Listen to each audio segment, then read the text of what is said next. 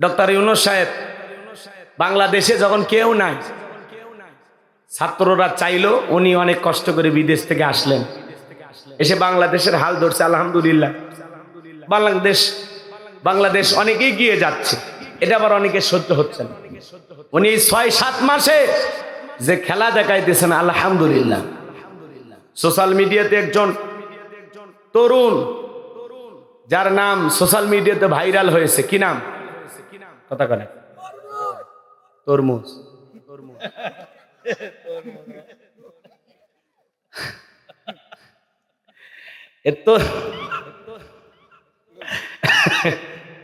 Social মিডিয়ায় viral হয়েছে তরমুজ, না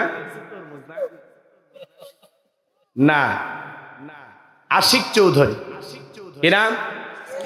আশিক চৌধুরী, যিনি ডক্টর ইউনূসের ডাকে সাড়া দিয়ে বাদশাহী রাজকীয় জীবন ছেড়ে, যিনি একজন ব্যাংকার, বাংলাদেশের মানুষকে নতুন করে স্বপ্ন দেখানোর জন্য তিনি এসেছেন এবং তিনি এই বাংলাদেশের অর্থনৈতিক চাকাকে ঘুরিয়ে দিতে চান। দেশের মানুষকে সত্যি সত্যি উন্নত রাষ্ট্রের মতো, উন্নয়নশীল একটি দেশের মতো একটা জায়গায় বাংলাদেশকেও তারা নিয়ে যাওয়ার স্বপ্ন দেখতেছেন। আল্লাহু আকবার বলেন। এই তরুণ তার বক্তব্য দেখে, তার প্রতিভা দেখে, তার এগিয়ে যাওয়ার দিকগুলো দেখে সোশ্যাল মিডিয়া জুড়ে তার প্রশংসা, যে আশিক চৌধুরী যিনি বাংলাদেশে এসেছেন বাংলাদেশের মানুষের ভাগ্যের উন্নয়ন করার জন্য। কথা বলেন ঠিক কিনা? ডক্টর ইউনূস তিনি বলতেছেন, আশিক চৌধুরী উনি ছোট খেলোয়াড় না, উনি হলেন বড় একজন খেলোয়াড়। কথা বলেন ঠিক কিনা? সম্মানিত ভাইরা আমার, এই সোনার মানুষগুলো বাংলাদেশে আসতেছেন। ডক্টর ইউনূস সাহেব যা করতেছেন 84 বছর বয়সে, আলহামদুলিল্লাহ আমরা এতেই গর্বিত। যেই মানুষটা এই দেশের মানুষের, দরিদ্র মানুষের দুঃখ দুর্দশার কথা বলতে গিয়ে চোখের পানি ছেড়ে দিয়ে ফুপিয়ে ফুপিয়ে কান্না করেছেন, আজকের বক্তব্য। কথা বলেন এখানে একজন শাসক, একজন নেতা কতটা দেশপ্রেম থাকলে, কতটা দেশ প্রেম থাকলে এইভাবে ফুপিয়ে ফুপিয়ে কান্না করতে পারে। আমরা দেখে ধন্য হয়েছি। স্যারকে আমরা ধন্যবাদ জানাই, প্রধান উপদেষ্টা ডক্টর ইউনূস স্যারকে আমরা ধন্যবাদ জানাই যে আপনার ভিতরে সত্যিকারের আমরা দেশ প্রেম দেখতে পেয়েছি। কথা বলেন ঠিক? উনি একটি বক্তব্য দিতে গিয়ে বলেছেন, এই দেশের মানে এই মানুষটাকে যারা সম্মান করতে পারে না, এদের চাইতে বড় কপাল পোড়ার কেউ হতে পারে না। কথা বলেন ঠিক কিনা? সত্যিকারের মানুষ নাটক করে কান্না করে না। বিগত বছরে যারা ক্ষমতায় ছিল কান্না করতো, স্বজন হারানোর ব্যথা, পরিবারের জন্য কান্না করতো, মেট্রো রেলের জন্য কান্না করতো, দেশের মানুষের জন্য তাদের চোখে পানি ছিল না। কথা বলেন ঠিক কিনা? এদেশের মানুষকে বিপদে ফেলে যারা পালিয়ে গেছে, তাদের পুরোটা কান্না ছিল নির্বাচনের জন্য। তাদের আবেগ ভালোবাসা সবটুকু ছিল চেয়ারটাকে ধরে রাখার জন্য। আর ডক্টর ইউনূস সাহেব জাতির সামনে, লক্ষ লক্ষ জনতার সামনে চোখের পানি ফেলিয়ে কান্না করেছেন এদেশের গরিব মানুষের জন্য। স্যার বেঁচে থাক, আল্লাহ তার নেক হায়াত দান করুন। জোরে বলুন আমিন। ওনার হাতেই আমরা নতুন বাংলাদেশের স্বপ্ন দেখব ইনশাল্লাহ। উনি এই বাংলাদেশকে এগিয়ে নিয়ে যাবেন, এটা আমাদের দৃঢ় বিশ্বাস। কথা বলে ঠিক কিনা? পৃথিবীর বড় বড় রাষ্ট্রগুলো এই মানুষটাকে অনেক সম্মান করে। বিদায় তাল বাহানা করবেন না। সজরাঠানোর ব্যথার নির্বাচনের জন্য কান্নাকাটি করার দরকার নাই, সময় মতো নির্বাচন হবে। কথা বলেন ঠিক কিনা? উনিও তো বড় বড় কথা বলতেন, এদেশের জন্য কি না করলাম, পরিবারের জন্য কিচ্ছু করিনি, সব করছি দেশের মানুষের জন্য। এখন দেখা যায় সব বিদেশে নিয়ে গেছে, 11 লক্ষ কোটি টাকা দুর্নীতি করে বিদেশে পাচার করা হয়েছে। কথা বলেন ঠিক কিনা? না করেন? এদেশের মানুষকে বিপদে ফেলে পালিয়ে গেছে। আমরা আগামীতে সিদ্ধান্ত নেব, আর যাই হোক কোনো নারীকে এই দেশের প্রধানমন্ত্রী বানাবো না, যেই দলেরই হোক, পুরুষ হবে আমাদের প্রধানমন্ত্রী। কারা কারা আছেন হাত তুলে দেখান। লিল্লাহি তাকবীর। হাত নামান। নারীদের দেখার দিন শেষ, আগামীতে পুরুষের বাংলাদেশ, পুরুষ হবে আমাদের নেতা। মেয়ে মানুষের রাগ বেশি, জেদ বেশি, অভিমান বেশি। দেখেন না, স্বামীর সাথে ঝগড়া লাগে, হাড়ি পাতিল ভেঙে ফেলে দেয়, স্বামী তুলে আছাড় মারে, রাগ করে সংসার তুইয়া বাপের বাড়ি চলে যায়। রাগ করে 20 কোটি মানুষ তুই দেশ তুই পালিয়ে গেছে। দেশের মানুষের কথা ভাবিনি, ভাবলে দেশেই থাকতো। কথা কম বলে আমি মরে যাব, শহীদ হব, জীবন দেব, জেলে যাব, আমি দেশ ছাড়বো। কথা কম। ঈশ্বর চাচা ছাড়েনি, বেগম খালেদা জিয়া ছাড়েনি, আপনি কেন গেলেন? তার মানে ঈশ্বর চাচা দেশকে ভালোবাসতো, বেগম খালেদা জিয়াও দেশকে ভালোবাসতো, আর আপনার ভালোবাসার অভাব ছিল। ভারতে যা খুঁজতেছেন নাকি? রাগ করতেছেন আপনারা? মন খারাপ করবেন, এলে মনের কষ্ট কষ্ট চলে গেছে। আবার মাঝে মাঝে কল রেকর্ড ফাঁস হয়, শুনে আরো খারাপ লাগে। উনি বলে আমি এখনো প্রধানমন্ত্রী আছি। তা আপনি প্রধানমন্ত্রী যদি থাকেন তো ভারতে কি করেন? নিজের দেশে আসেন, ইউনুস সারক ধাক্কা মেরে ফেলে দিয়ে আপনি চেয়ারে বসেন, দেখি তো বাপের বেটি আসে। আর আমাদের দয়া মায়া বেশি। আপনার আসতে মন চাচ্ছে যখন, ঠিক আছে মেয়ে মানুষ কতদিন বাইরে থাকবে, আপনি আসেন। এই দেশ আপনার বাবার, এই দেশ আপনার স্বামীর, আপনি আসেন। কথা বলেন না কেন? ক্ষমতার চেয়ার থেকে নামা সহজ, কিন্তু ওই চেয়ারে ওঠা কঠিন। কথা বলেন ঠিক কি না?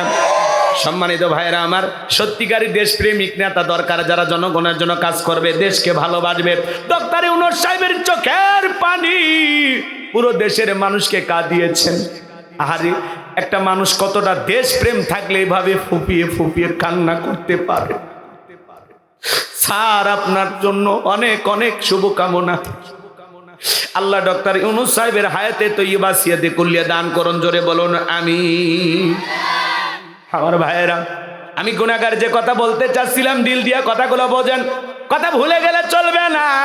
এই পৃথিবীর জমিনে যদি শান্তি প্রতিষ্ঠিত করতে চান, লন্ডন আমেরিকার আইন দিয়ে চুরি দুর্নীতি টেন্ডারবাজি চাঁদাবাজি বন্ধ হবে না। এই সমাজে যদি আল্লাহর আইন চালু না করতে পারেন, কঠিন কালেও চুরি বন্ধ হবে না। আল্লাহর আইন দিয়া চোরের বিচার হবে যখন, জিনাকারী নারী পুরুষের বিচার হবে যখন, আল্লাহর বিধান দিয়া সমাজ রাষ্ট্র পরিচালনা হবে যেই দিন, এই জমিনে শান্তি প্রতিষ্ঠিত হবে সেই দিন। এই জমিনে আল্লাহর আইন চালু হোক। কারা কারা আছেন একটু দুই হাত তুলে দেখান, লিল্লাহে তাকবীর।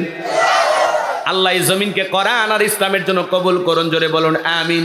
আলালাহুল খলক ওয়াল আম, সৃষ্টি যার, আইন চলবে সে আল্লাহর। বাজান বাজান চুপচাপ থাকুন, আশেপাশে কথা বলে আমার লাইনটা আমি ভুলে যাই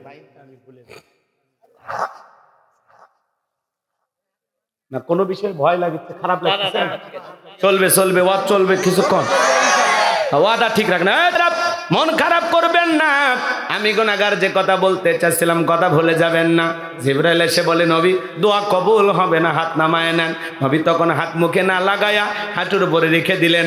আমরা অনেকে দোয়া করি, মুরব্বী চাচা এদিকে তাকায় দেখেন, অনেকে দোয়া করে আর এরকম দড়ি পাকায়। আগে পাটের দড়ি পাকায় তো, মনে আছে? এরকম পাটের দড়ি আমাদের বাপ দাদারা পাকাই তো। এদিক শোনেন, এরপরে এদিকে খেয়াল করেন, অনেকে মুনাজাত করে আর প্রেসার মাপে। আছে না নাই? আছে না নাই? অনেকে আবার চুপচাপ হাত ধরে থাকে, আবার যারা বেশি সেনা ওরা হাতই তোলে না। হুজুর যখন মুনাজাত শেষ করে আমিন, তখন বলে আমিন, হুজুর আজকের দোয়াটা সেই হয়েছে। এরকম চালাক মুসলমান আছে না নাই? আমার ভাইয়েরা, নবী হাত নামায় দেখে বলে, আমার সাহাবীরা, আল্লাহ দোয়া কবুল করে নাই, এখন কি করা যায়? জিবরাইল বলে, নবী গো, সাহাবায়ে কেরামের মধ্যে ঘোষণা করেন, আপনার এমন কোন সাহাবী আছে যে মক্কার মহাবীর আমরের সাথে মোকাবেলা করবে? নবী আমার এই কথা শোনার পরে ডেকে বলেন, আমার সাহাবীরা, তোমাদের মধ্যে এমন কেউ কে আছো যে মক্কার মহাবীর আমরের সাথে মোকাবেলা করবা? নবীর কোন সাহাবী দাঁড়ায় না, হযরত আলী দাঁড়িয়ে গেলেন। বলুন আল্লাহু আকবার। নবী আমার ডেকে বলে, আলী রে, তুমি ছোট মানুষ না বুঝে কেন দাঁড়াইছো? তুমি কে জানো? ওই মক্কার মহাবীর আমর এক বেলা খাবার খাই 21 কেজি, 3.5 মণ ওজনে তরবারি যুদ্ধ করে। এত বড় বীরের সামনে তুমি কেমনে যাইবা? তুমি বসে পারো। হযরত আলী বসে বললেন। নবীজি দ্বিতীয়বার বললেন, আবারও হযরত আলী দাঁড়িয়ে গেছেন। নবীজি তৃতীয়বার বললেন, আবারও হযরত আলী দাঁড়িয়ে গেলেন। নবী তখন দুইটা হাত বাড়ায় বলে, আলী রে, আলী আয় আয়, আমার বুকের ভিতরে আয়। নবী বুকের ভিতরে জড়ানে বলে, আলী এত বড় বীরের সামনে যাবি, তোর জানি কি মায়া দয়া নাই? হযরত আলী বলতেছে, নবী গো, আমার ভিতরের ঈমান বলতেছে ওই মক্কার মহাবীর আমর আপনার চেহারা দেখার আগে ওরে আমি জমিন থেকে বিদায় করে দেব। বলুন আল্লাহু আকবার। ঈমানের একটা পাওয়ার, স্পিড থাকার দরকার আছে না নাই? নবী আমার রেগে বলে, আলী খালি হাতে দোয়া করলে হবে না, ওসমান তোমার বাড়ি থেকে তরবারি আছে।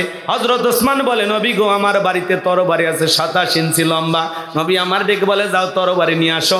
এখনো তো তরবারির কথা শুনলেই বলবে জঙ্গি। আসলে বাংলাদেশে কোনো জঙ্গি নাই, ওরা নিজেরাই জঙ্গির নাটক বানাইতো। হযরত উসমান তরবারি এনে দিলেন, বিশ্ব নবী হযরত আলীর হাতে তরবারি ধরিয়ে দিলেন। হযরত আলী তরবারি পায় মারছে দৌড়, দৌড়াইতে দৌড়াইতে আমরের মুখোমুখি হয়ে গেছে। যখন আমর ডেকে বলে, কিরে পিচ্চি আলী, তুই কেন আমার সামনে? হযরত আলী বলতেছে, পিচ্চি নাকি পরে বুঝাইতেছি। আল্লাহু আকবার বলেন। কথায় আছে ছোট মরিচের ঝাল বেশি। হযরত আলী তখন তরবারি দিয়ে ডাক টানতেছেন আর একটা দোয়া পড়তেছেন। এই দোয়া পড়ে বাড়ির যদি চতুর্দিকে ফু দিতে পারেন, বড় বড় দুর্ঘটনার হাত থেকে আল্লাহ আপনার পরিবারকে হেফাজত করবেন। হযরত আলী কি সেই দোয়া পড়েছেন জানার দরকার আছে না নাই? এদিকে খেয়াল করেন, হযরত আলী এইবার দোয়া পড়তেছেন, দাগ টানতেছেন তরবারি দিয়ে। এরকম দাগ টানা আগ টানা বোঝেন তো বাজান? দাগটা টানার পরে তরবারিটা উঁচু করে বলতেছে, এই কাফেরের বেটা আমর, তোর যদি সাহস থাকে দাগটা পার হয়ে যা। আল্লাহু আকবার বলে। বলতেছে, এই মক্কার মহাবীর আমর, তোর যদি সাহস থাকে দাগটা পার হয়ে দেখে, আয় আয়, খেলা হবে, আয় আয়। আল্লাহু আকবার বলেন। বাড়িতে ঢুকছে চোর, বাড়িওয়ালা ল্যাংরা, দুটো পায় না, কিছু না হোক, পুরুষের মতো জাগিয়ে ওঠেন, লিল্লাহে তাকবীর। আমার ভাইয়েরা গভীর মনোযোগ দিয়ে কথাগুলো শুনে যান। আমি যে কথা বলতে চাচ্ছিলাম, হযরত আলী আর আমর বাজা বাজা ভাব, পুরো ঘটনাটাই শুনবেন। শোনার আগ্রহ আছে? কারা কারা শুনবেন? দুইটা হাত তুলে আল্লাহকে দেখান, লিল্লাহে তাকবীর। আমার আল্লাহ বলেন, তাবারাকাল্লাযী বিয়াদিহিল মুলকু ওয়া হুয়া আলা কুল্লি শাইইন কাদির। মহামান্বিত সেই সত্তা, যার হাতে সর্বময় কর্তৃত্ব, রাজত্ব পাওয়ার ক্ষমতা। তিনি হলেন সব বিষয়ের উপরে ক্ষমতাবান। বলেন আল্লাহু আকবার। তাহলে পুরো পৃথিবী